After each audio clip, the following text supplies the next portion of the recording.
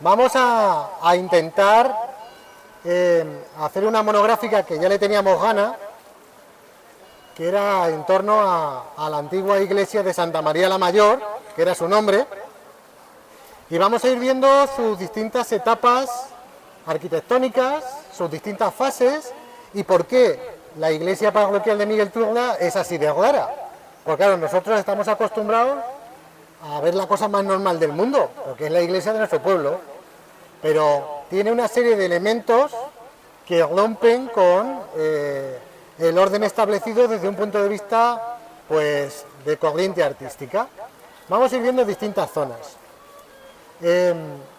Vamos a intentar ver el desarrollo del templo históricamente. Vamos a ver el inmueble.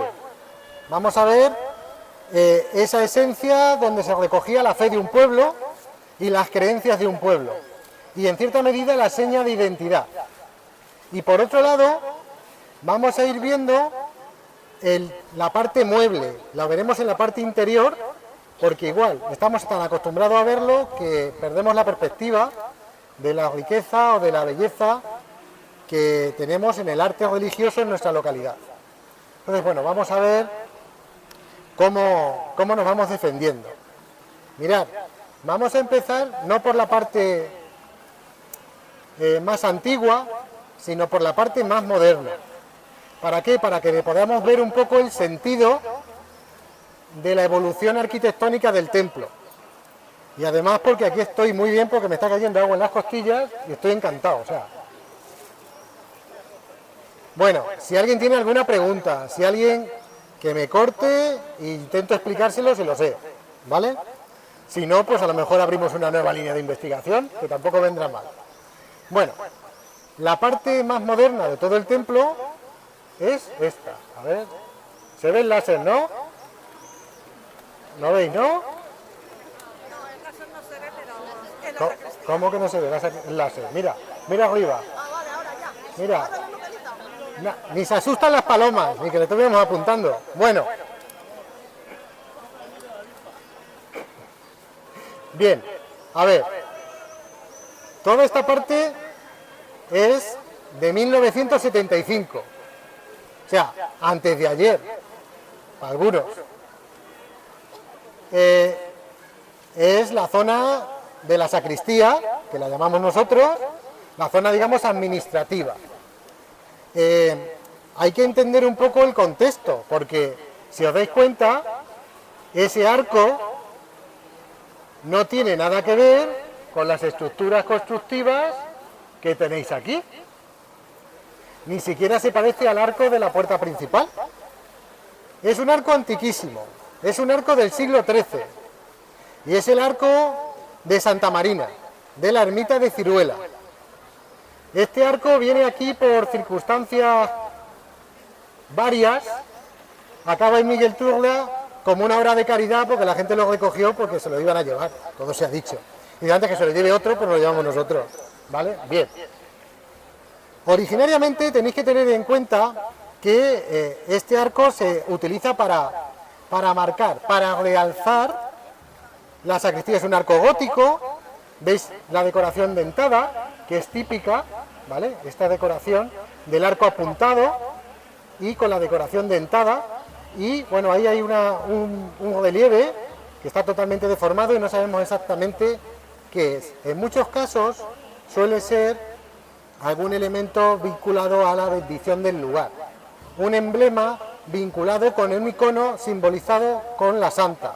En este caso vamos a ver distintos aspectos luego, donde vamos a ver símbolos que nos van a marcar la función del arco, ¿vale? Bien, por tanto, ese arco está totalmente desubicado desde un punto de vista artístico, pero gracias a esa recuperación, pues como me estuvo contando el sábado pasado Josillo, que os sonará a todos, me os contaba que cuando en el año 75 se decide intervenir en el pretil, que era esta zona donde estamos ahora, y en hacer arreglos dentro de la parroquia porque estaba que se caía, los maestros albañiles de Miguel Turla, que había bastantes, se sortearon a ver quién lo hacía. Y diréis, claro, por la contrata. Pues no, todo lo contrario. Lo que hicieron fue sorteárselo porque decían, la iglesia nos va a pagar tarde, mal y nunca. Y claro, ¿cómo le dices al cura que no? A Jesús Sontanaya no se le podía decir que no, ¿eh? Era el economo del obispado, sabía de qué iba la cosa. Bueno, pues le tocó una cuadrilla concreta y lo que hicieron fue, en el antiguo gallinero, o sea, el váter, como decían en la época, estaba justo aquí. Aquí estaba el váter de tabla, y al lado del váter de tabla, que sabéis que se vaciaba cada 6 meses, estaba el gallinero. Y las gallinas pues engordaban de picar, efectivamente, en torno a eso. Y también había un pequeño palomar. Es más, luego os enseñaré una pieza que estaba de tapa de váter, para que lo flipéis, ¿vale? Entonces, tenéis que quitar esta parte y dejar una zona de cerca, ¿vale? Un muro de cerca encalado, que es lo que hay en esta zona, que es una zona de almacenamiento, de casi huerto, de la propia parroquia. No tenía función, no tenía uso. Simplemente lo que os he dicho. Entonces, esta coyuntura es para que entendáis ciertos elementos arquitectónicos. Ahora vamos a intentar salvar el árbol para que veáis un pequeño detalle que lo vamos a ver mejor por dentro, pero que os llamo la atención. Mirad, venid para acá.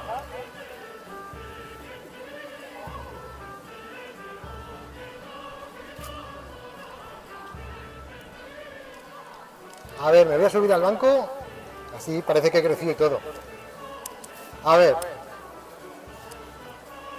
mirad, en las visitas de la Orden de Calatrava, que son una relación de documentos que van desde el siglo XIV, las primeras, hasta prácticamente el siglo XIX, los calatravos hacen visitas de inspección, diríamos hoy, a los edificios propios de la Orden. Entonces van recogiendo, van levantando acta de lo que hay y no hay, elementos constructivos, lo que sobra, lo que falta, lo que está a medias, qué materiales estaban usando. Bien, fijaos,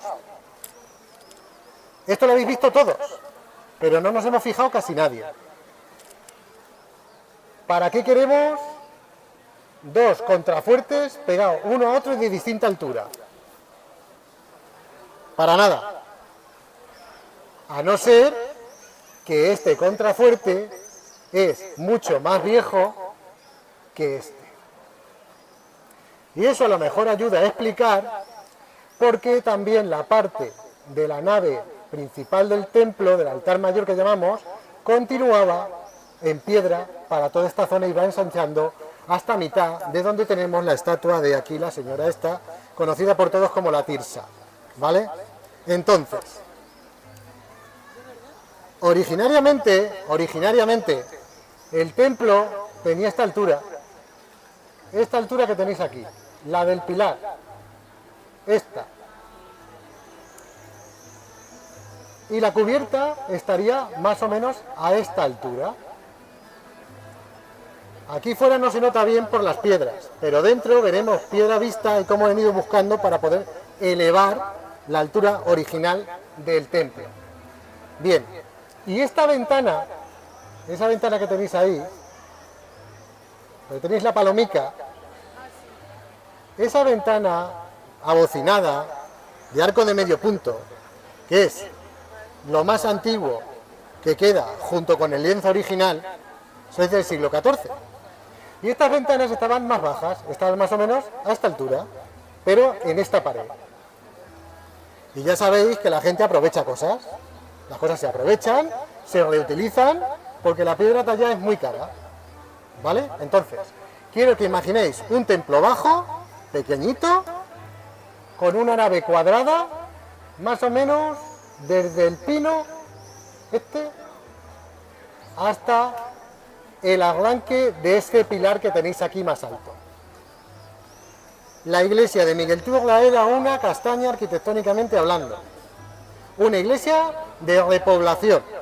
Una iglesia reutilizada. ¿Y reutilizada de qué? De la antigua cerca Calatrava que se levanta en el siglo XIII cuando se funda Miguel Turla. En 1230 la Orden de Calatrava da carta a Puebla a Miguel Turla. Eso significa que el pueblo era previo, que existía ya antes. Y sabemos que esos repobladores llegan principalmente tras la batalla de las Navas de Tolosa, 1212. Y a partir de ahí lo que hacen es construir una especie de torre fuerte o de cortijo. Cortijo son 4 muros con distinta función, pero principalmente una función de protección. ¿Vale? A todos nos suena lo de Malas Tardes, ¿verdad? Bueno, pues Malas Tardes, 1325, es una batalla que se da entre la Orden de Calatrava y las tropas del rey Alfonso XI durante su minoría de edad. ¿Con quién? Con Ciudad Real, o sea, con los malvados culipardos, ya lo sabéis. Los buenos éramos nosotros, los malos eran ellos. Y si no a la fuente, como decían en el cantar. Pues bien,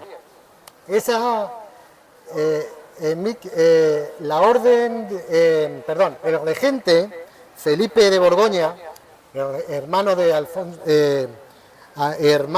sobrino de Alfonso X el Sabio, que gobernaba Ciudad Real, da orden de que Miguel Turla, según el archivo histórico, los documentos que hay en el archivo histórico de Ciudad Real, da orden de que se intervenga en Miguel Turla porque se está construyendo una torre fuerte que es una amenaza para el control económico y el derecho de leñar en la villa de Miguel Turla. ¿Vale? Entonces esa intervención va a hacer que se produzca en parte las 2 batallas de Malas Tardes, la de la Mata, que esa fue a favor nuestra, y la batalla llamada de la Tarde Caída o de las Malas Tardes, que supuso que arrasaran ese cortijo y por tanto esa estructura, dejando 4 muros pelados, levantados, y quemaran las casas del pueblo. ¿Qué casas? Las de la Colación. ¿Qué casas son esas? Las de toda esta zona. La casa de la Clavería, más toda la zona que enmarca para la Plaza Nueva, como decían en la época. Eso era Miguel Turla. Eso y el barrio morisco del barrio de Oriente. No había más. Las lagunas prácticamente teníamos hasta aquí, hasta la zona de la calle del Aire, como se decía la gente. Pues bien, cuando se reconstruye en 1325, empiezan a reconstruir, particularmente con el acuerdo al que se llega en 1328, Miguel Turla empieza a reconstruir esa torre fuerte, pero ¿cómo pasan los controles? Como iglesia parroquial del priorato de Miguel Turla, ¿vale? Entonces, sobre esos muros es lo que se levanta esto que os estoy marcando aquí con esta ventana. Por tanto, es una iglesia de pequeño tamaño. Pensar que en esa época estamos hablando en torno, en el mejor de los casos, de 1000 vecinos antes de la peste negra. 1000 vecinos era muy poca gente.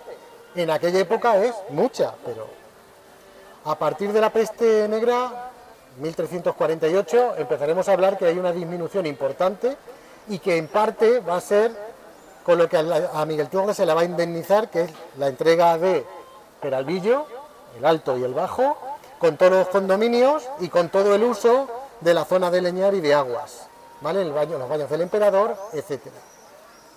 Pues bien, se va a construir esa iglesia, esa ermita, que va a estar funcionando ¿hasta cuándo? Hasta prácticamente el siglo XVI, ¿vale? Veremos que a partir del siglo XVI va a haber una gran reforma, una gran transformación, ¿vale? Pensar que en el siglo XVI Miguel Turla tiene 2 ferias, 2 cuerdas que le llamaban, cuerdas para ferias de ganado, en el Pradillo de Clavería, que a todos nos suena, una en mayo y otra en septiembre. O sea, era un pueblo muy beneficiado a favor de la Orden de Calatrava. Y eso va a hacer que el pueblo empiece a tener un empuje económico y demográfico muy alto, particularmente en el siglo XVI. ¿De acuerdo? Cacho botella has traído. Bien.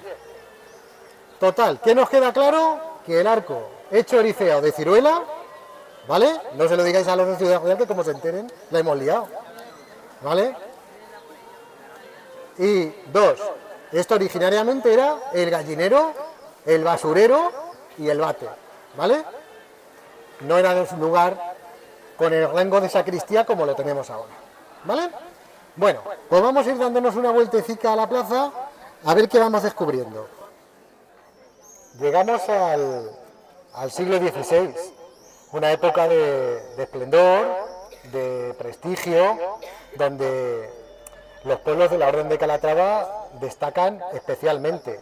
No solo Almagro, que es un centro artístico y puntero fundamental en toda esta tierra, sino que también las cabeceras de encomienda y algunos pueblos estratégicos. O sea, estratégicos era porque la orden les había dado una serie de privilegios para beneficiarlos, o bien por el sacrificio realizado, dice Batalla de Malas Tardes, o por intentar hacer una guerra económica, en este caso, a la Villa del Rey, a Villarreal, ¿vale? Pues bien, resulta que en el siglo XVI a las tierras del campo de Calatrava vienen una serie de arquitectos, concretamente los llamados hermanos vizcaínos. Un tal Vizcayo, ¿os suena de algo? Suena lo de Vizcayo, ¿no? La mina, ¿verdad? Bien, pues tiene relación. Estos vizcaínos, Juan y Damián, van a trabajar en distintas iglesias al servicio del Consejo de Órdenes Militares. El Consejo de Órdenes Militares era el equivalente a una especie de ministerio religioso que tenía una función, y era, por un lado, comprobar la limpieza de sangre para poder ocupar cargos, o sea, que eras cristiano viejo. Acordaros de Velázquez de las Meninas, cómo lleva pintada una cruz de Santiago aquí, como diciendo, yo soy fetén, ¿vale? Y la otra función era intentar colaborar para que esa fe reformada a través de la reforma del cardenal Cisneros durante el reinado de Isabel la Católica, si habéis visto la serie Isabel, ahí te lo quedan tan cuadrado además que el que hace de cardenal Cisneros es que te le crees perfectamente. Bueno, Cisneros hace una reforma religiosa muy potente en toda Castilla. O sea, los seminarios se ponen en marcha en época de Cisneros y luego el Concilio de Trento, en la segunda mitad del siglo XVI, copia toda esa reforma española, en este caso castellana. Pues bien, el Consejo de Órdenes va a tener una función y es para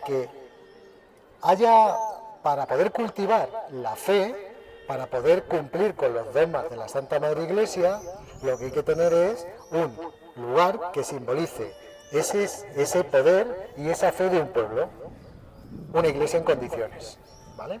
Entonces, como Miguel Turri había doblado algo más de doblar la población, porque según las relaciones de Felipe II, estamos hablando de en torno a sería el equivalente a unas 4.000, 4.500 personas, porque hablan en hogares. La medida del hogar eran 5 personas, más o menos, para que os hagáis una idea. Pues, claro, hace falta una iglesia a proporción de esos vecinos. Y al final, esa iglesia también tiene que ser un símbolo del poder y del prestigio de la villa. Porque os recuerdo que somos villa, no somos pueblo. La villa es un grado mayor, ¿vale? Eso es importante. Pues bien, pues empiezan a darle unas características concretas. ¿Qué hacen? Mirad, artísticamente hablando, aquí no se tira nada. Me vais a decirlo varias veces, no se tira nada, se reaprovecha. Esto de la economía circular, que hasta ahora tan de moda, pues creemos que lo hemos descubierto. Pues no, estaba súper descubierto. Lo que pasa es que a nosotros se nos había olvidado. Pues bien, ¿qué van a hacer? Nada, no hay problema. Vamos a utilizar la estructura de esa nave central que hoy equivale al altar mayor, y lo que vamos a hacer es añadirle un ochavo, el ábside. Esto que tenéis aquí. Vamos a hacer un ábside, ¿por qué? Porque el ábside acoge el altar y todo lo demás es nave para la gente.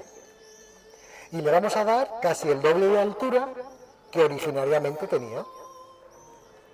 Y además, interiormente, vamos a simbolizar ese cielo, ese camino al cielo, que es lo que se busca en este tipo de construcciones, que todavía mantienen elementos góticos, pero que ya empiezan a tener algunos elementos de corte renacentista, de esa influencia italiana, del 480 italiano, que entra a Castilla y que se va a denominar plateresco, ¿vale? Pues bien, en 1556 los hermanos vizcaínos reciben la orden del Consejo de Órdenes Militares, que se inviertan la friolera de 80.000 escudos. O sea, para que os hagáis una idea, es era como 10 veces el presupuesto del pueblo en la época. Esos 80.000 escudos que salen de la Real Hacienda se paga por fases. Es como ahora cuando se licita una obra. Está por aquí el alcalde, ¿no? Eso se lo sabe bien. El 80% lo paga el Estado y el 20% lo paga el ayuntamiento. ¿No suena, no? Pues bien, en aquella época pasaba igual. El 80% lo ponía el Consejo de Órdenes y el 20%, que era el pago del mantenimiento del maestro cantero y de su familia, lo paga el concejo. ¿Y qué hace el concejo? Digo, vamos, nada. ¿Hay dinero?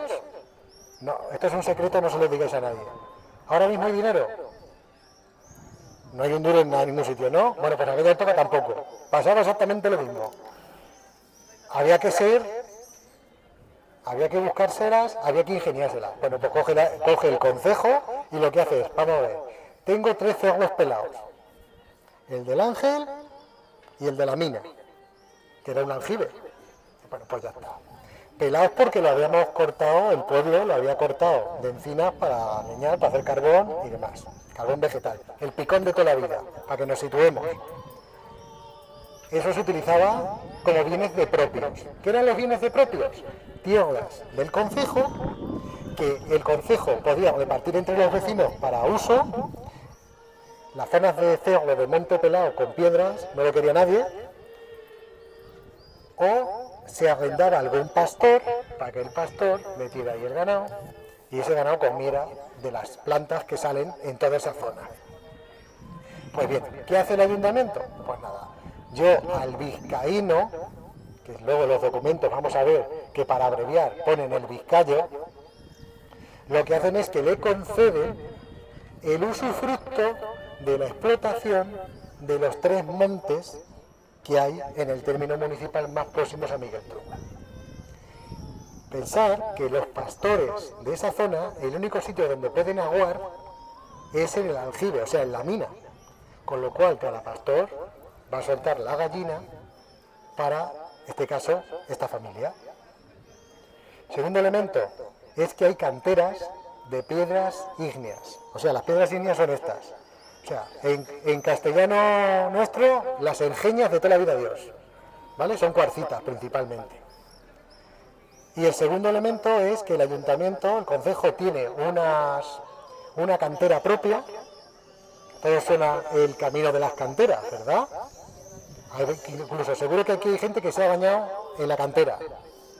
Hoy queda una parte de esas canteras, que era donde se extraía la piedra. ¿Qué piedra? Esta misma. Esta que tenéis aquí. Cuando paséis andando por el camino, fijáis que es la misma piedra, exactamente la misma. Ponen una parte del material también, ¿vale?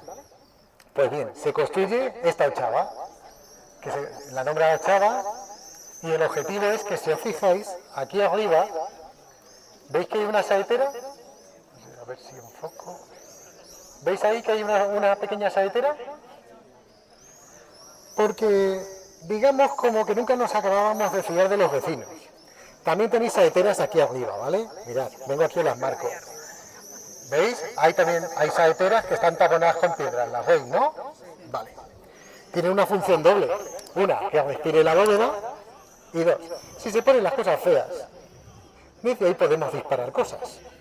Y el edificio más fuerte, más duro que había en toda la localidad en esa época es el templo de Santa María la Mayor, que era la vocación que tenía. ¿Vale? Bien. Por tanto, tenemos aquí un edificio y ahora vamos a desplazarnos hacia la zona de los contenedores. ¿Vale? Aprovechar esos bancos, el que primero llegue se sienta. Yo no digo nada. A ver, aquí tenemos que ver 2 elementos distintos. Aunque ahora veremos que el último cuarto del siglo XVI se va a construir en esta zona. Aquí había un pozo muy afamado, con unas aguas que la gente tendía a usar. Pensar que aquí había una cerca, o sea, todo esto imaginado como una cerca, ¿vale? Estas casas de aquí, olvidaros de ellas, no existían. siglo XVI, ¿vale? No existía un huerto grande con una cerca. Imaginar la zona de la plaza y que las paredes de las casas que hay aquí de los vecinos sería esa cerca aproximadamente. Bien, ¿por qué hay una cerca? Pues porque el campo santo del pueblo estaba aquí, justo ahí. Mira, José, estás pisando uno. Toda esta zona era la zona donde se enterraba la gente. Perdonad. Y claro, hay que hacer tres cosas. El problema, ¿qué pasa cuando entierras a mucha gente en un sitio? Venga, a ver, ¿quién me responde la pregunta? ¿Qué huele? Nada, hay mucha tierra encima. ¿Eh? O sea, vosotros vais al cementerio, cuando hemos ido al cementerio, y veis que hay una tumba, y encima de la tumba hay otro atravesado, ¿o no? No, ¿verdad? Cada tumba está en lo suyo. El problema es que cuando tú esto lo llenas de gente enterrada, o sacas, porque no hay donde meter más. Y no penséis que entonces había una preocupación por tener chalet camino a la Puebla, como se llama ahora. No, no hay una preocupación por decir, a ver, yo tengo esta tumba, que la tumba es una poca tierra plana, y si me apuras una cruz de madera al que le alcanzaba. No tenían una preocupación especial. Su preocupación era estar enterrados en sagrado. Ya está. Pues bien, en ese último cuarto del siglo XVI, lo que se hace es que se crea un lugar para que actúe de osario. El osario es donde se meten los huesos principales, calaveras, fémur, tibias, peronés, se recogían, se dejaban limpio el hueco y preparó para otro. ¿Vale? Bien, se va a construir también una capilla funeraria. Esa capilla funeraria es esta capilla que tenéis aquí, que hoy la vemos toda junta, todas formando el mismo anexo, pero era independiente, estaba exenta. Es más, ahora después veremos que se entraba por otro lado, se entraba por fuera, no por dentro de la iglesia. ¿Vale? Pensar que la iglesia, fijaros hasta dónde llegaría. Llegaría más o menos, un poquito más, hasta ahí. Último cuarto del siglo XVI, o sea, 1575, para que os situéis. Bien. Y aprovechando que el Pisuerga pasa por Valladolid, también deciden construir otro lugar emblemático de una iglesia, y es que una iglesia con prestigio tiene que tener una bóveda elevada, proporcionada, bella, que acerque a la fe al mísero, como se decía, ¿no? Misericordia, al fiel, y también que se simbolice el poder, en este caso, de la Orden de Calatrava. Sabéis que la Orden de Calatrava se organiza en dos tipos de freires. El freire, que era el religioso, que era el equivalente a un prior, en este caso Miguel Turra era un priorato, ¿vale? Y, o sea, eso significa que había en torno a 5 o 6 freires, y al frente había un freire jefe. Y por otro lado estaban los civiles, que eran caballeros, a todos suena la calle Caballeros, ¿verdad? Que eran donde estaban las casas palaciegas de esos caballeros que ocupaban las dignidades locales, ¿vale? Por tanto, hay un concejo, hay una casa principal que simboliza el poder de la orden, que es el ayuntamiento, hay una casa que simboliza el poder del rey, la casa de la tercia, y hay un templo que simboliza el poder religioso. Pero el poder religioso, no la fe, el poder religioso. Ese elemento es la sacristía mayor. Este edificio, este muro que tenéis aquí, que veis ahora con estas ventanas con 2 plantas, muchos recordaréis que tenía esta misma altura, pero con unas ventanas góticas, con arco apuntado, 3 ventanas de arco apuntado que estaban aquí colocadas a media altura. Porque era la sacristía mayor. Era el lugar donde se revestían los sacerdotes, era un lugar sagrado, era un lugar donde se simbolizaba ese poder. Y es donde se van a enterrar, también en sagrado, esto se construye en zona sagrada. en este caso los freires, ¿vale? Porque así se benefician de la misa diaria.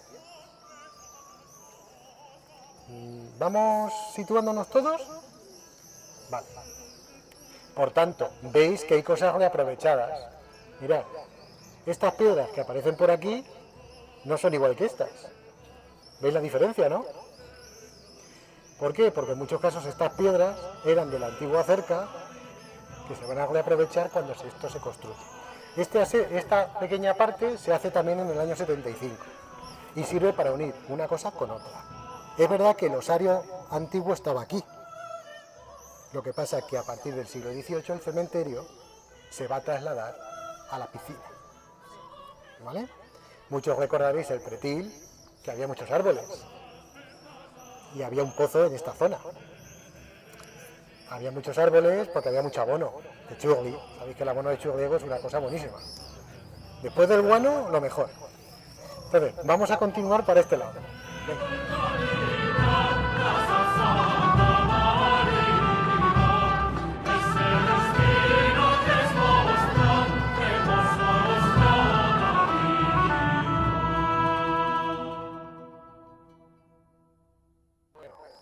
Fijaos, estamos cansados de salir por aquí de los entierros.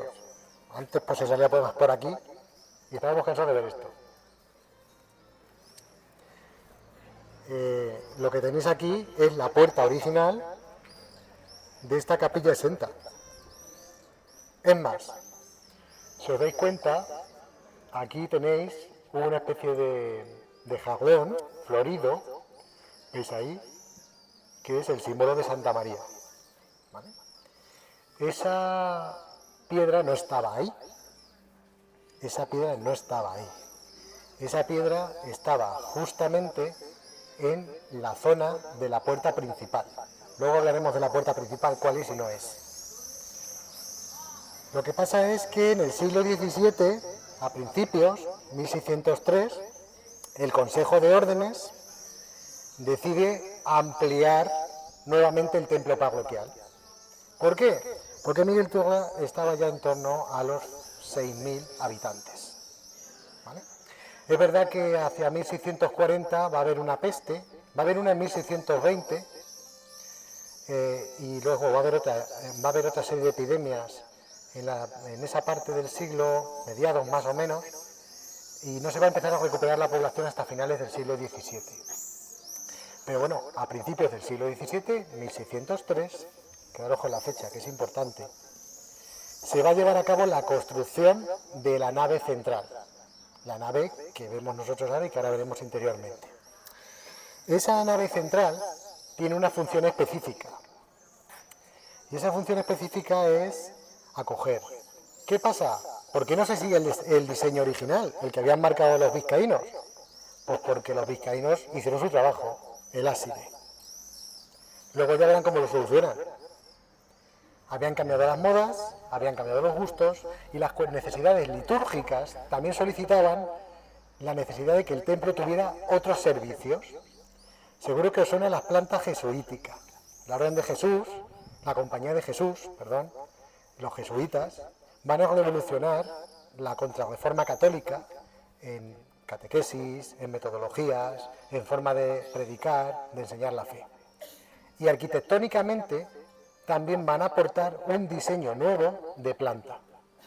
¿Para qué? Para que sea algo así como una especie de planta polivalente. Entonces, como es una planta polivalente, hay que darle un sentido al templo. ¿Hasta dónde se extiende el templo? Pues a través del Camposanto se va extendiendo exactamente hasta aquí, hasta este pilar. Olvidaros de la Trogle porque la Trogle tiene 4 días como aquel que dice. Finales del siglo XVIII, principios del siglo XIX. Se inauguró para pegarle tiros a los franceses, 1808. O sea que, por tanto, no había Trogle. No se extrañe, que es que no eran necesarias.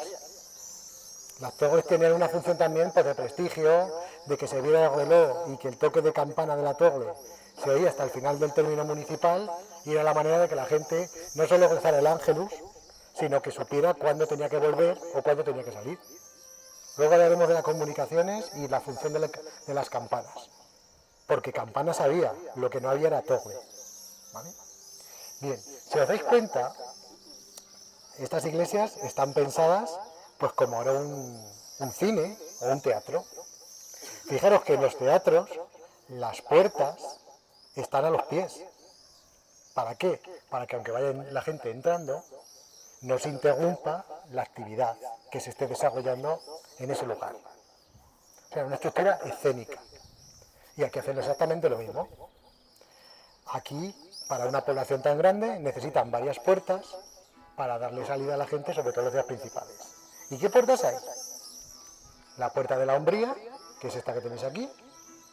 Veis que es una puerta de pequeño tamaño, sobria, y que estaba vinculada al cementerio. Se construye todo el cuerpo principal. Fijaros que el que os he enseñado antes era todo sillar de piedra. Fijaros que todo esto es ladrillo. Y fijaros que está descarnado.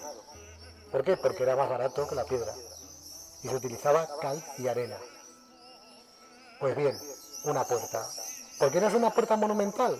Pues muy sencillo, porque cuando construyen quieren asociar esta capilla, que era la funeraria, a las funciones propias del templo. De ahí que cierren esta puerta, la tapien y se abra al interior de la iglesia. Esta es la capilla del Sagrario, o de la Virgen del Rosario, también la conocemos así. Es más, fijaros otro pequeño detalle. Decíamos que se aprovechaba todo, ¿verdad? Ahora que estamos con esta luz, esto solo se ve a estas horas y cuando llueve. ¿Veis que hay una inscripción? Una inscripción latina de casas que había por aquí, casas que están construidas en esta zona, que se ha reaprovechado esa piedra a la hora de arreglar y de reconstruir esta capilla, porque si os dais cuenta, esta capilla también está después elevada. Esta elevación, estos ladrillos que tenéis aquí, fijaros que se parecen mucho a estos. Le van a dar más altura. ¿Para qué? Para cambiarle la función. Y van a hacer una falsa cúpula, porque lo que hay ahí, este cimborrio, lo que está es tapando la cúpula interior. Y le van a dar una función específica. ¿Cuál? La capilla del Sagrario, que es la función que sigue teniendo ahora. Por tanto, tenemos puerta de la hombría, que es esta de aquí, perdón, y tenemos el anexo y la conexión a esta capilla que lo que hace es que se vuelca hacia el interior. Fijaros cómo han cambiado los materiales y fijaros en otro detalle. Esta construcción se llama de tapial imperial. Es decir, son tapias que se construyen a partir de cal con arena en un porcentaje pues que varía, pero generalmente si es tapial imperial, encerado, que veis que ya del encerado no le queda nada por la erosión. Encerado es como una pizarra, para que nos entendamos todos. Más o menos es un 70-75% de cal. Fijaros que hay trampa. Mirad. ¿Veis el interior del tapial? ¿Veis que hay una franja de cal? ¿Y veis ahí una de arena? Eso blanco es la cal. Y esto de aquí es la arena. Hace una especie de hormigón, para que nos entendamos. Pero es más barato que construir con piedra. Es mucho más barata. Y es más, fijaros en otro pequeño detalle. Fijaros la piedra de aquí, parecida a la que hemos visto antes. Pero sin embargo, toda esta piedra de aquí va a salir de las canteras que había en San Isidro. Donde ahora está antiguo vertedero, donde ahora mismo va la gente a hacer... y en torno al depósito del agua. Bueno, pues todas estas piedras salían de ahí. Es una piedra que es impermeable y que sirve para evitar las humedades. O sea, que sabían lo que estaban haciendo. Pues bien, fijaos que originariamente este edificio, su altura original varía. ¿Y por qué varía? Pues porque fijaros dónde está la ventana original. La ventana del siglo XVII. Una ventana con un arco de medio punto, casualmente igual que la de la puerta, pero hecha en ladrillo. ¿Por qué? Porque también es más barato. No había coro, porque no lo necesitaban en ese momento, por lo que ahora después vamos a poder entender todos. Vamos a continuar dando la vuelta a la puerta principal, la puerta de poniente.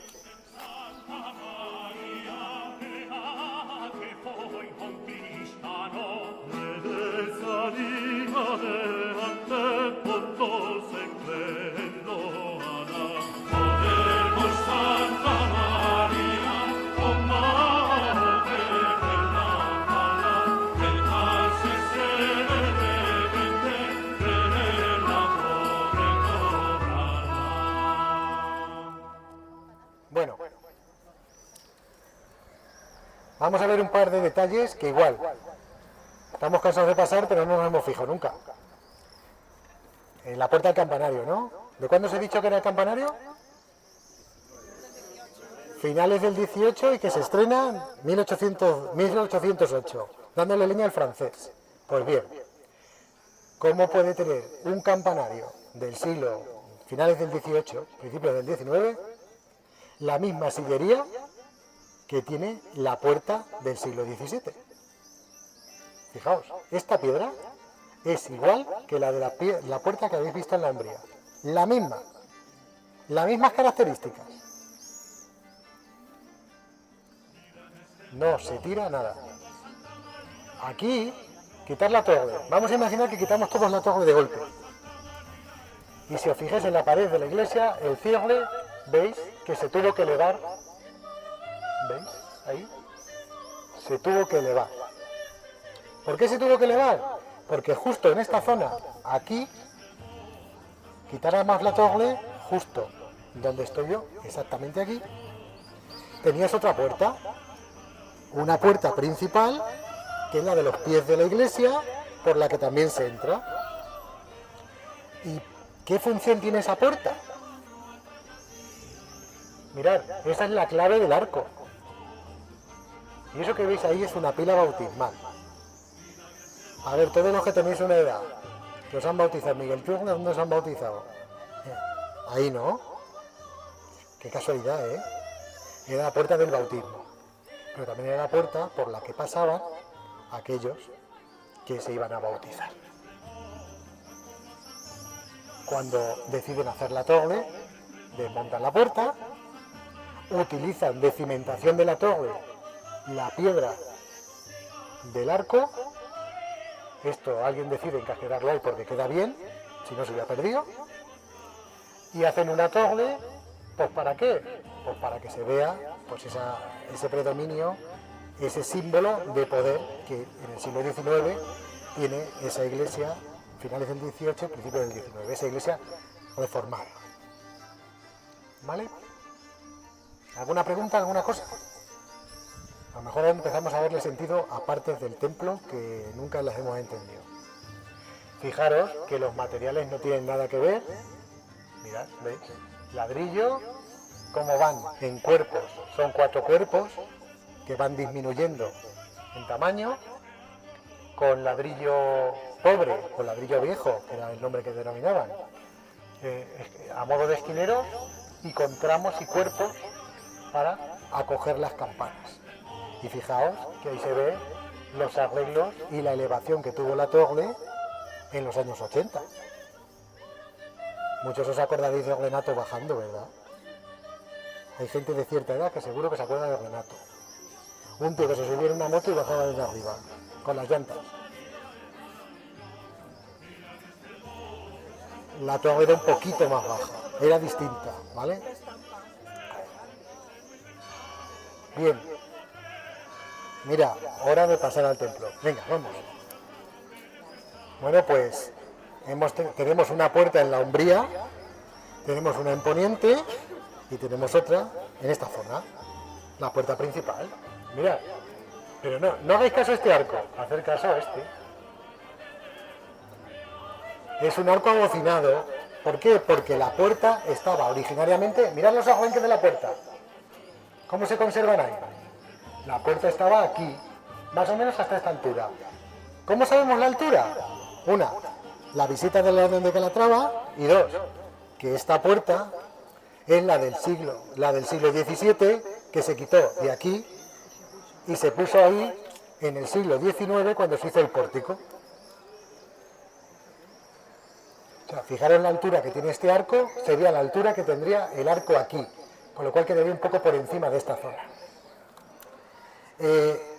Justo enfrente de la Puerta de la Umbría, en la parte de detrás del teatro, tenemos la zona de salida. ¿Vale? Aquí no había nada, aquí no había nada.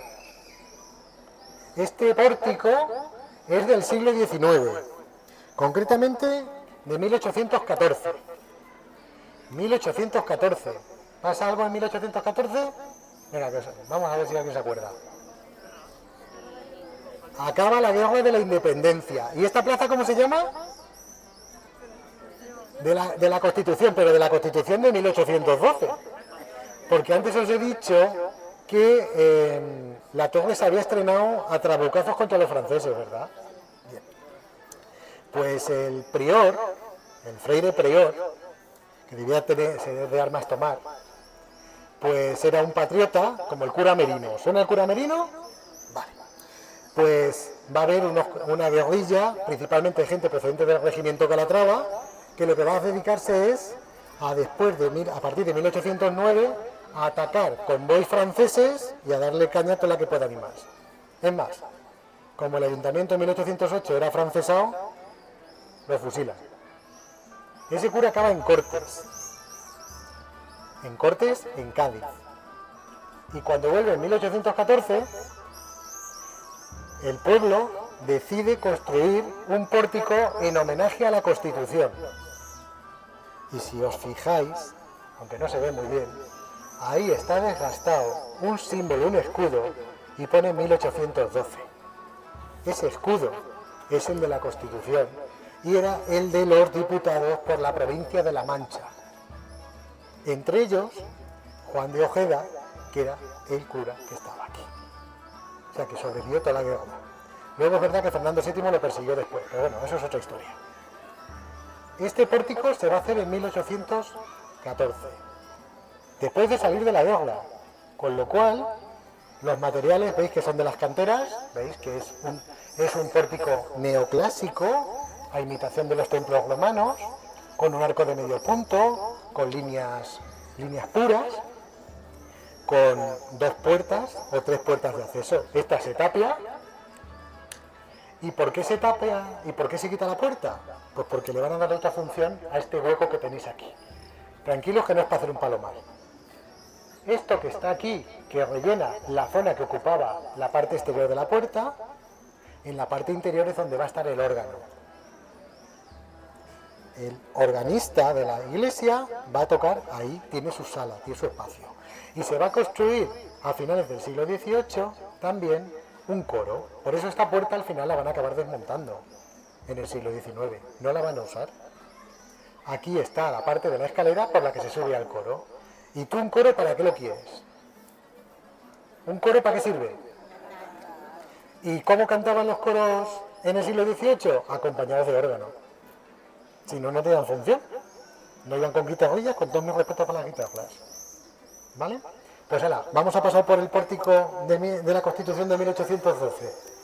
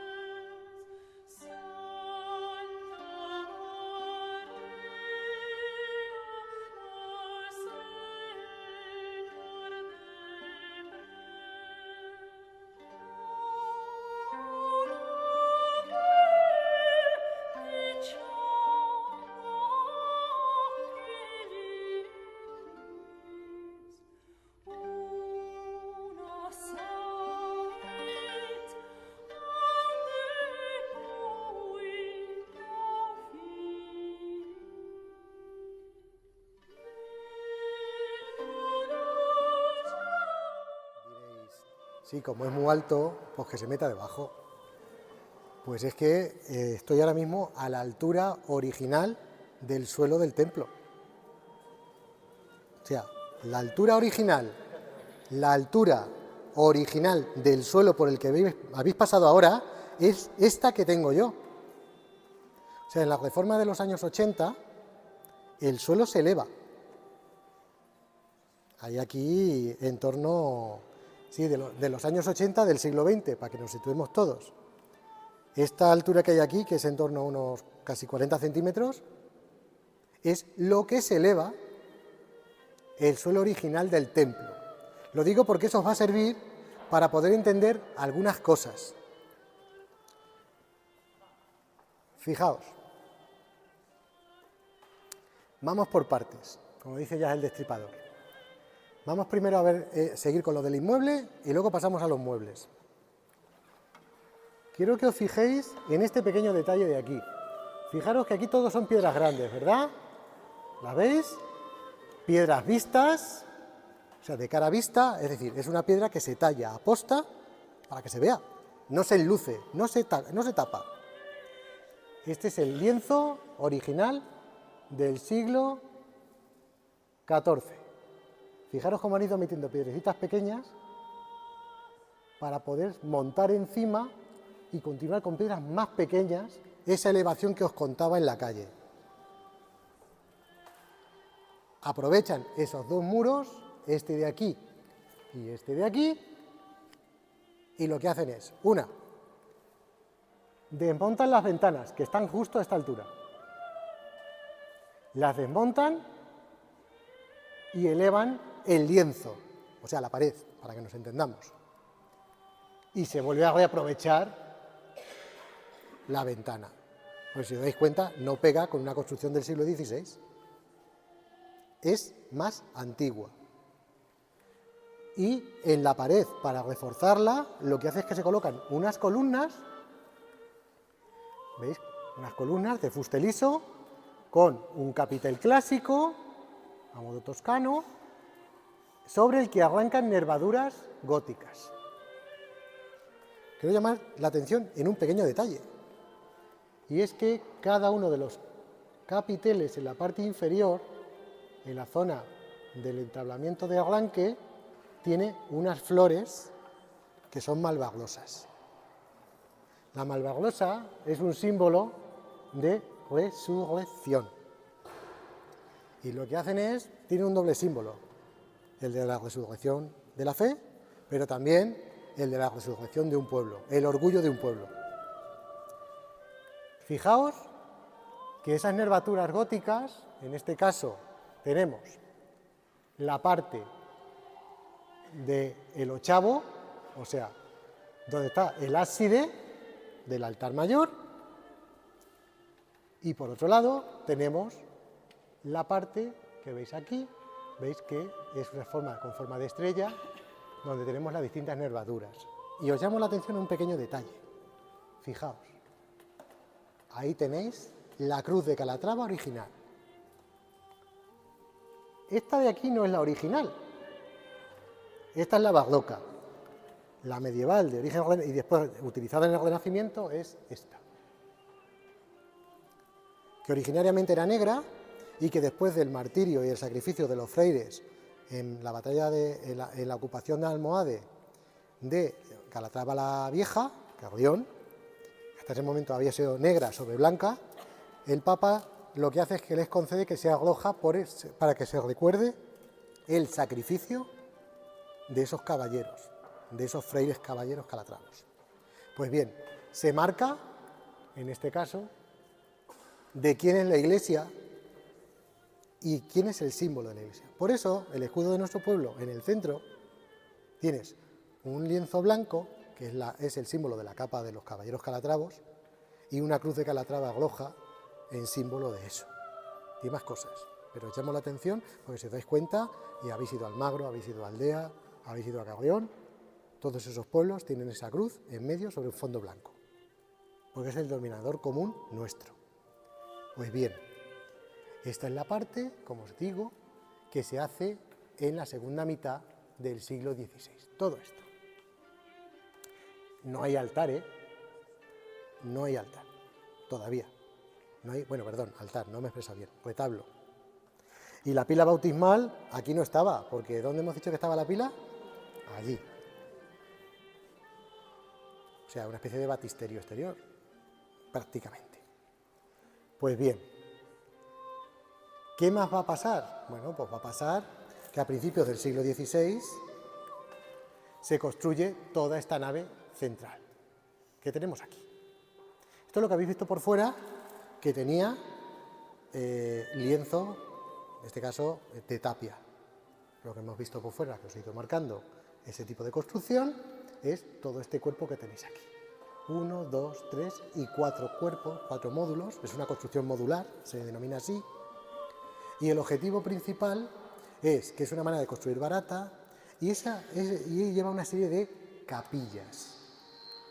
Ahí tenéis una capilla, ahí tenéis la de la ermita funeraria, que es la del sagrario, que después la veremos, y aquí tenéis otra capilla.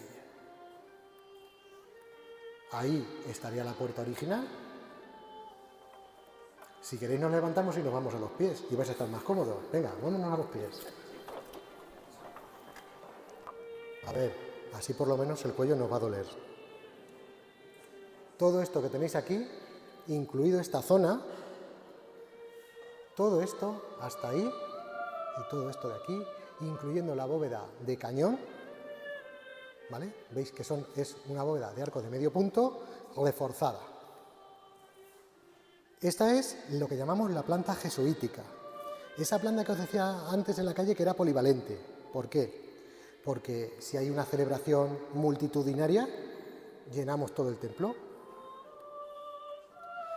¿Podemos tener una misa y a la misma vez una catequesis en esa capilla? ¿Cuántos de nosotros, siendo niños, hemos dado catequesis en estas capillas? Y no lo inventamos nosotros, estaba inventado desde el siglo XVII por los jesuitas. Entonces, el objetivo era tener distintos espacios para poder darles uso a la vez. Entonces, nos vamos a encontrar que en el siglo XVII, 1600, este es el templo que veían los churriegos de aquella época, tal como lo estáis viendo vosotros, solo con dos excepciones. Una, que aquí estaba la puerta, frente a la otra puerta. Ahora es una puerta que parece la puerta de una habitación, pero aquí hay un arco que lo marca. Exactamente igual. Es más, a lo mejor con la iluminación nos está dando un chivatazo de cómo era ese arco. ¿Veis una sombra ahí? ¿Veis la sombra, verdad? Que casualmente es una sombra igual que esta. ¿Y cómo puede ser que tenga la misma sombra? Porque el lucío tapó la piedra que enmarcaba los arcos originales. Y según la iluminación que haya, se puede destacar de una manera o de otra. O sea que, fijaos, una puerta aquí, otra aquí.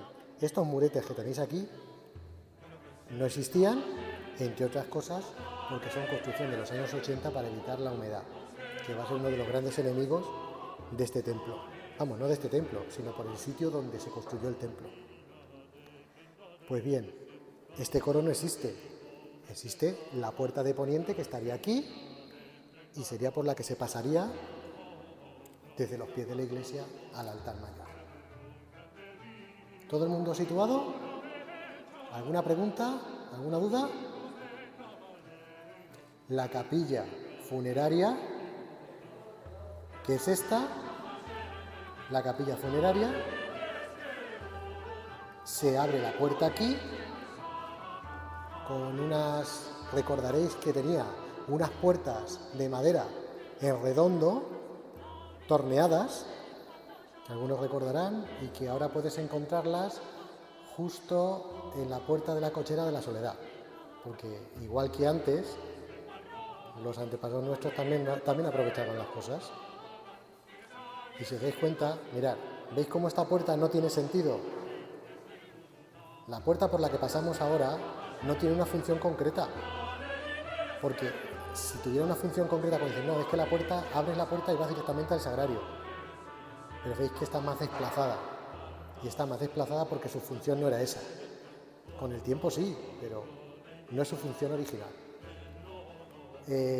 Olvidaros ahora mismo de la decoración, de los cuadros y demás. En el siglo XVIII se va a hacer una reforma. ¿Y esa reforma qué va a suponer? Que se va a elevar esta zona. ¿Os acordáis de la ventana esa tapiada? Pues esa ventana se queda por aquí. ¿Y qué hacen? Abrir ventanas más altas en los lunetos. ¿Por qué? Porque en el siglo XVIII, concretamente después de la Guerra de Sucesión, hacia 1714, se construye el coro. Y aquí, justo donde tenéis este cuadro, mucha gente recordará que estaba el antiguo órgano del pueblo. Veo por ahí que hay gente que asiente. Esto es justo el negativo del arco que habíamos visto antes. Se construye este coro y además se utilizan objetos como este que tenéis aquí. No sé si lo veis. ¿Lo veis? ¿Desde ahí abajo? No, ¿verdad? Que es donde se ponían los cantorales, los libros de canto, en el coro, para que fuera dando la vuelta. ¿Vale? Bueno, pues ahora, ya que os habéis dado el paseito para acá, vamos a irnos otra vez adelante, ¿vale? Y vamos a ver cosas muebles, ¿de acuerdo? Venga. Bueno, pues en el siglo XVI, último cuarto del siglo XVI, se empieza a poner de moda la construcción de retablos. Es verdad que ya había venido en el siglo XV, de alabastro, principalmente en Aragón, pero se empiezan a generalizar en toda esta zona. Y en Miguel Turla deciden que tenemos que tener un retablo, pero un retablo en condiciones.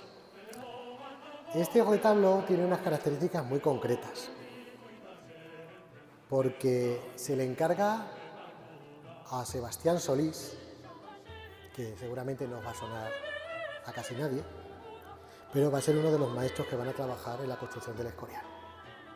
En este caso, en el retablo del Escorial, como escultor. Pero es que además van a encargar la pintura, los lienzos que tenéis aquí, a los Peroli. ¿Y quién son los Peroli? Los Peroli son pintores que trae Felipe II desde Italia, que pintan en el Escorial y que residen en Almagro. ¿Cuál es la relación entre Sebastián de Solís y los Peroli? La mujer de Sebastián, que era de Almagro, y que se asientan en torno a las mesas, a las casas maestrales, como personal de servicio para trabajar en la transformación artística que se está desarrollando en todo el campo de Calatrava. Pues bien, ambos coinciden en el tiempo y diseñan este altar, que en 1603 ya está construido. Las pinturas todavía no están colocadas, pero la visita de 1630 ya te hablan del conjunto completo de este retablo. Y este retablo tenía un hermano mellizo. Ese hermano mellizo estaba en la parroquia de Villahermosa, en el campo de Santiago, cerca de Infantes. Y el común denominador es que él se asentó allí, Solís se asentó allí, allí nació su hijo, Juan de Solís, otro escultor muy prestigioso, que va a trabajar en toda la zona de Albacete, Alcaraz, toda la zona del campo de Montiel, y que, bueno, pues son una carcamonía. Es decir, los escultores, cuando ya tienen unos diseños establecidos, lo que hacen es que los repiten. Lo que quieren es algo que dure, que sirva para siempre y que sirva para enseñar. Aunque la gente sea analfabeta, igual que en la Edad Media, en los pórticos de entrada, en los tímpanos de las puertas, tienes una recreación y la gente entendía que era el juicio final, porque se lo había contado el cura, y entendía perfectamente que era la puerta de Santa María, porque estaba la Virgen bendiciendo, o que era la puerta de la platería, porque tiene una serie de elementos vinculados a los peregrinos, como en Santiago de Compostela, pues en el siglo XVI se empieza a poner de moda estos catecismos fijos, porque al final esto nos muestra un camino. Igual que el templo nos muestra un camino, entramos desde atrás. Los penitentes, desde el fondo, peregrinamos hacia aquí.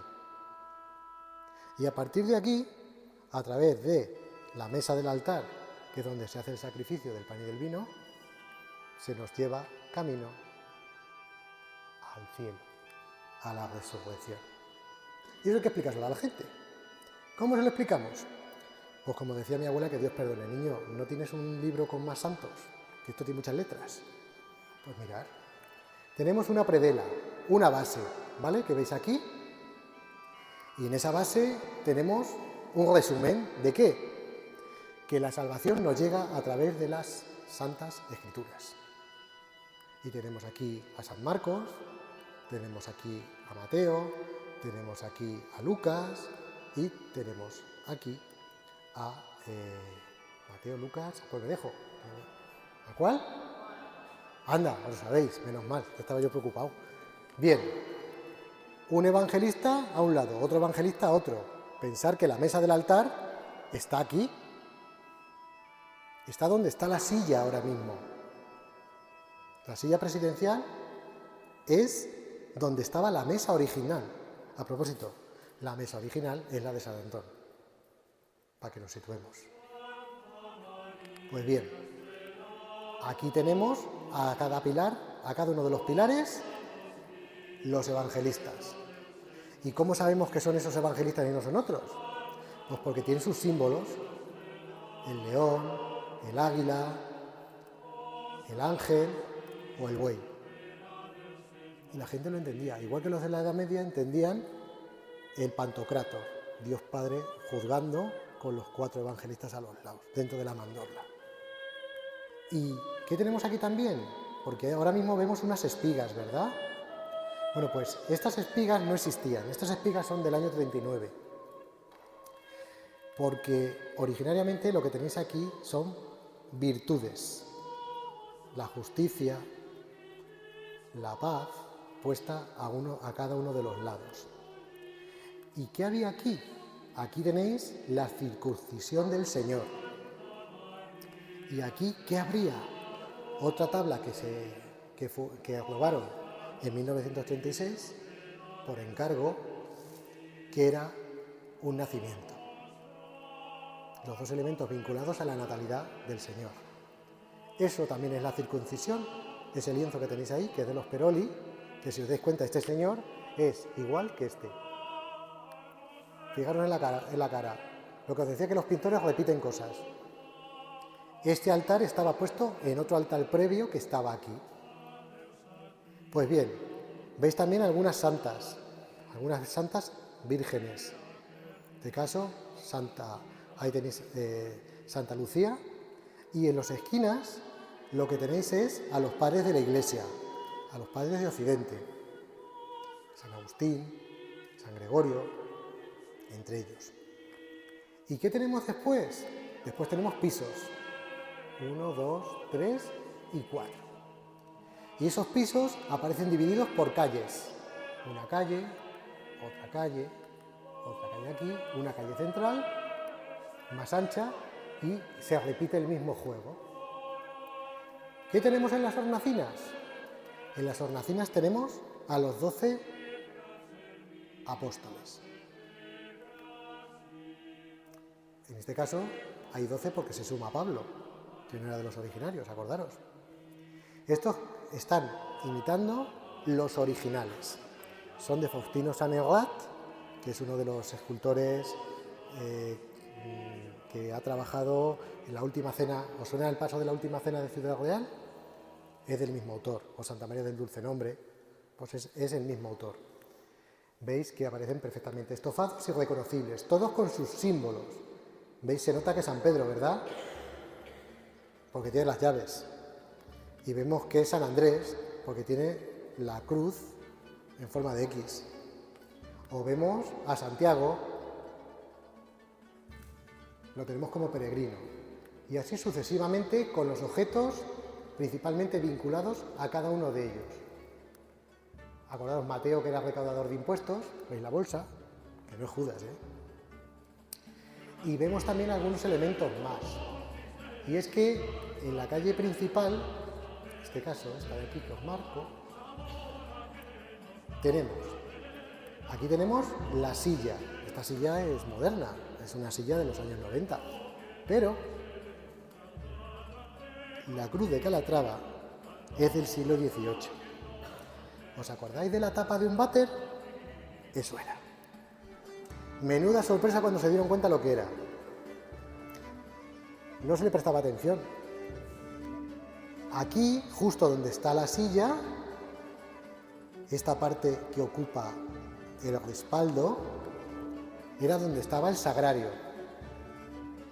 Y aquí arriba era donde se exponía el sagrario.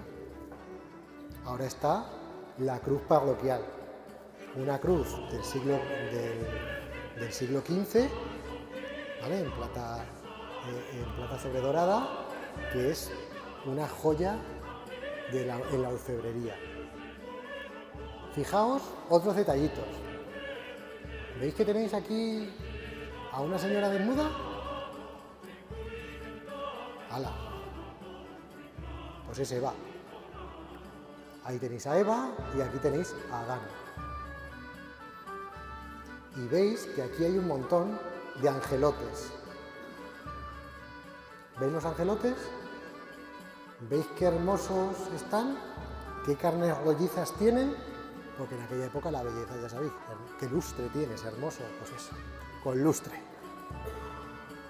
Fijaos que en esta calle central tenéis una hornacina, donde en este caso está una Virgen de la Asunción, que no es la Virgen original, porque la Virgen original era Santa María la Mayor, que era una Virgen sentada. Desapareció durante la Guerra Civil y que sí que es verdad que en el siglo XVIII se le cambia el nombre y se le pone Nuestra Señora de la Asunción. La tenéis presidiendo. Y aquí tenéis un alto relieve, que es la imposición de la casulla de San Ildefonso. Y esa imposición de la casulla es una vocación a María. Y también al Arzobispado de Toledo, que es su padrón, del que formábamos parte.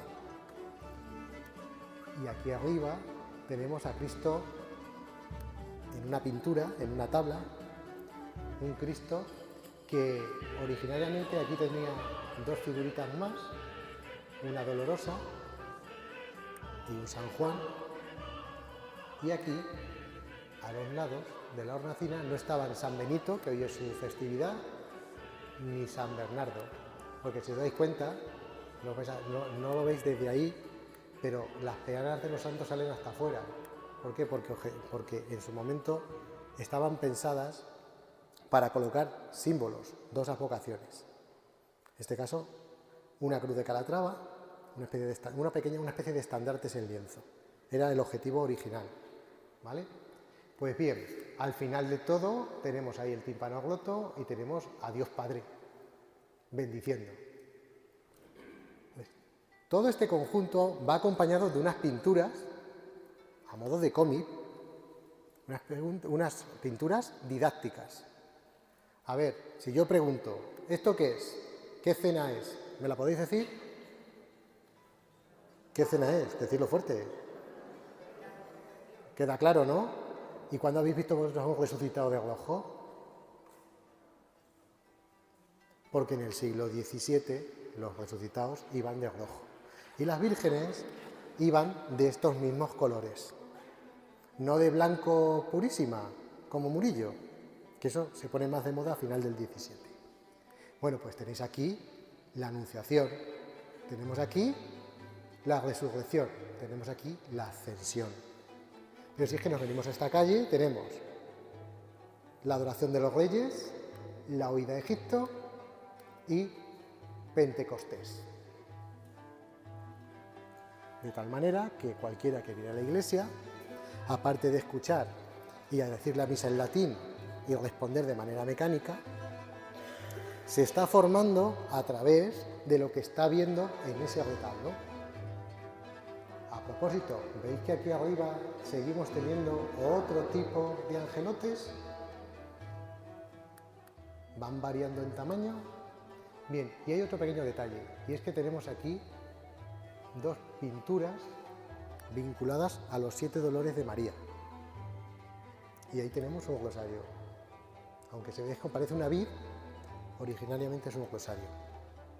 Las dos elementos que se van a empezar a profundizar mucho en ese bien morir y en esa devoción.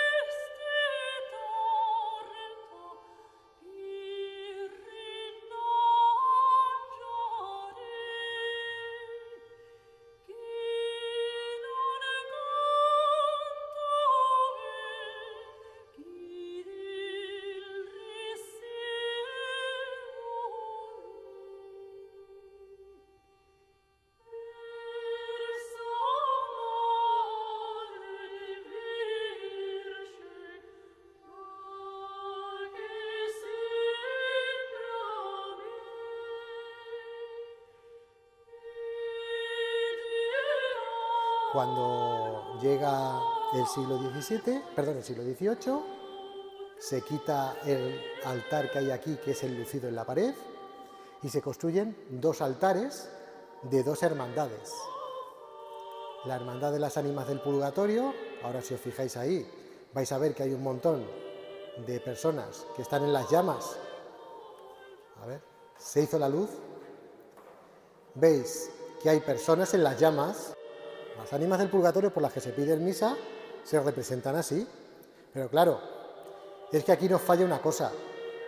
Y es que aquí no había una purísima, sino que aquí había un Cristo.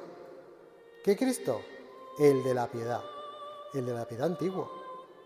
El de antes de la guerra civil. Y era una especie de Cristo polivalente, valía para todo. Para un calvario valía. Para la celebración de la liturgia del Viernes Santo valía. Para la procesión también valía. Y era, fijaros que se conserva perfectamente donde estaba la zona de la cruz, para poderla cuadrar ahí. Arriba tenéis a una dolorosa. Veis también más pinturas aquí. Aquí tenéis a un San Antonio. Ahí, no me acuerdo ahora mismo, no veo desde aquí. ¿Qué hay aquí? José Luis, me voy a poner por medio. Ahí tenéis a una mártir. Y, bueno, pues está hecho en pan de oro. Veis que todos los objetos están asociados a la pasión. La escalera, el hisopo, fijaros la corona con los clavos, fijaros cómo aquí se recrea una especie de iglesia como símbolo y un cáliz, y a ese lado están los dados y demás símbolos vinculados con la pasión. Igual que en el interior, que tenéis unas tenacillas, tenéis unos clavos, una corona de espina, etc. El otro altar es el de San José, que es este que tenéis aquí.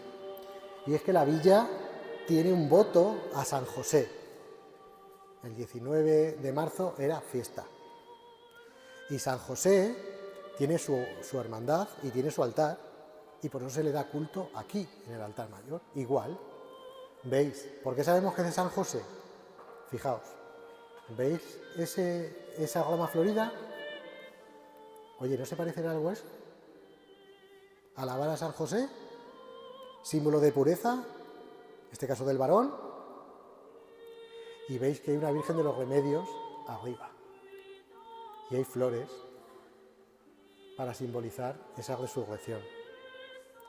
Es más, mirad, ¿veis ahí la sierra y el cepillo del carpintero? También lo tenéis ahí. En el siglo XIX alguien decide que va a donar una capilla con un nacimiento y va a cortar el retablo y lo va a empotrar dentro, que es esta que tenéis aquí. Después se han encontrado las tablas que son iguales o primas hermanas a estas. ¿Os acordáis de lo que os he dicho de la sacristía? Por fuera monumental, ¿no? Pero por dentro también. Mirad, ¿alguien ve el arco? ¿Veis que es una piedra más blanca? Fijaros, el arco de la capilla de la sacristía mayor era un arco grande. Y aquí que había una puerta falsa, para que nos entendamos, para ir al basurero, para ir al baño, al excusado, como decían en la época. Fijaros qué bien se ve el arranque de ese arco. La escalera para subir al altar mayor no estaba aquí, porque fijaros hasta dónde llegan las piedras. Las escaleras originarias estaban aquí. Y se subía de aquí hacia el altar. ¿Por qué? Porque estaba todo diseñado en un símbolo, en una manera iconográfica, para que cuando se hiciera la procesión solemne de entrada, se entrara por esta puerta y se entrara en procesión hasta el altar. ¿Sí? Vale. Dos detalles que os voy a contar y con esto voy a ir cortando, que se nos va a hacer muy tarde y tenéis que cenar. Yo no, que engorda. Bien. Hay dos retablos más. Uno en la capilla penitencial, que es el de la Santísima Trinidad, que ahora lo veréis cuando os mováis, lo veis. Y otro que está aquí, que decimos que es de San Antonio, pero no era de San Antonio. Estaba dedicado a San Francisco. Lo que pasa es que en los años 40 las solteras del pueblo decidieron que si se traían un San Antonio, pues a lo mejor había suerte para pillar cacho. Ya sabéis que es un santo al que se encomendaban. Entonces dijeron, bueno, pues mira, un San Antonio tan hermoso, como decimos en Miguel Turreal. Pero toda la decoración que tiene el retablo original son las llagas de San Francisco, los símbolos vinculados a San Francisco. A propósito, ¿a los franciscos cómo los llaman? Pacos. ¿Y a los Josés? Anda. El San José original ponía San José, San Josefo, PP. No era Partido Popular, ¿eh? No había entonces. Padre putativo. Y Paco, San Francisco, Paco, padre de comunidad, padre de una orden religiosa. PC, Partido Comunista. ¿Veis, verdad? O sea, una conexión ahí. Bueno, fijaros, uno a la derecha y otro a la izquierda. Bueno, seguro que es casual. Bien, total. esos dos retablos no estaban ahí tampoco. Estaban justo detrás, debajo del coro. Uno a este lado y otro a este lado, porque en el centro estaba la capilla bautismal. Claro, diréis, ¿y cómo cogían ahí? Claro, cogían ahí si nos vamos a que el suelo original estaba bastante más bajo. Originariamente luego estaba esto hecho en madera. El suelo era originariamente en madera. Entonces, bueno, pues, aparte tenéis un proyecto iconográfico bestial. Aquí tenemos dos lienzos que son del siglo XVIII, de la Academia de San Fernando, imitando, en este caso, pues a Rubén, imitando pues a los grandes maestros. Y tenemos luego una serie de arte contemporáneo, de carácter religioso, que tenéis aquí, y que todo esto es un conjunto iconográfico en el que se está vinculando pues la entrega, primero la unión entre el Nuevo Testamento, cómo nos van guiando y cómo nos va llevando a la revelación de Jesús. Ahí tenéis episodios del Génesis, veis aquí a Abel y a Caín, aquí tenéis a Elías, aquí tenéis a Abraham en el sacrificio de su hijo, veis elementos de la creación del hombre y de la mujer, de los animales, etcétera.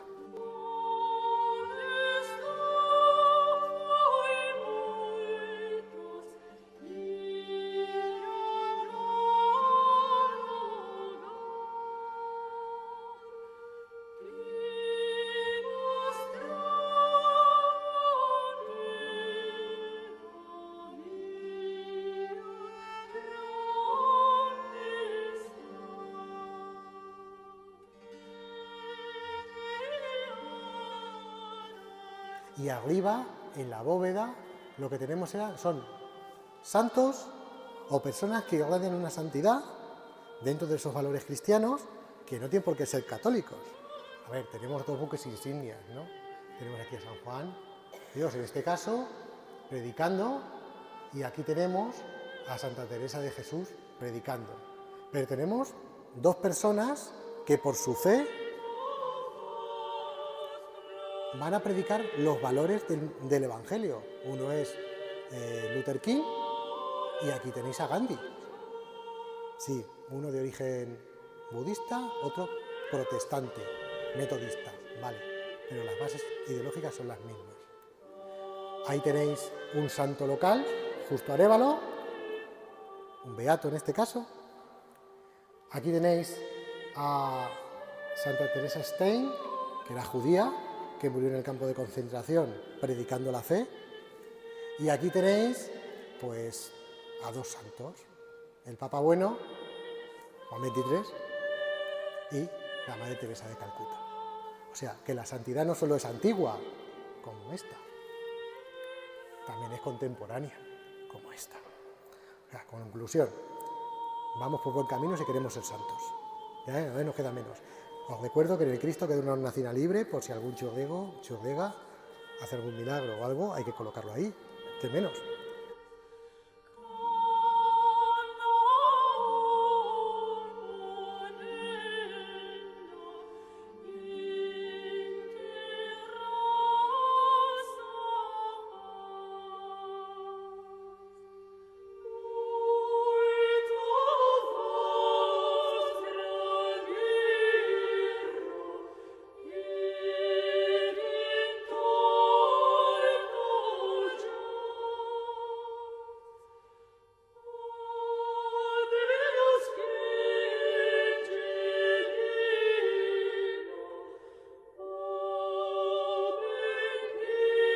Bien, veis también que tenéis, casualmente, en el coro tenéis un lienzo, en este caso, que es el traslado del cuerpo de Jesús al sepulcro, y aquí abajo tenéis el lavatorio de los pies, dos símbolos de entrega máxima.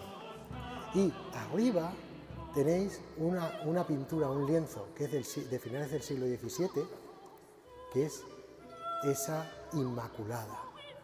Ese voto de la Inmaculada, que es propio de la Orden de Calatrava de la Edad Media, y que se va a poner a esos pies para recordar el voto que hizo la villa, y que a lo mejor por eso el día 7 hay hogueras, que es la víspera de la Inmaculada. ¡Qué casualidad! Nos hemos dado cuenta ya todos, que se aprovecha todo y que las casualidades nunca son casualidades. Fijaros en esos pequeños detalles.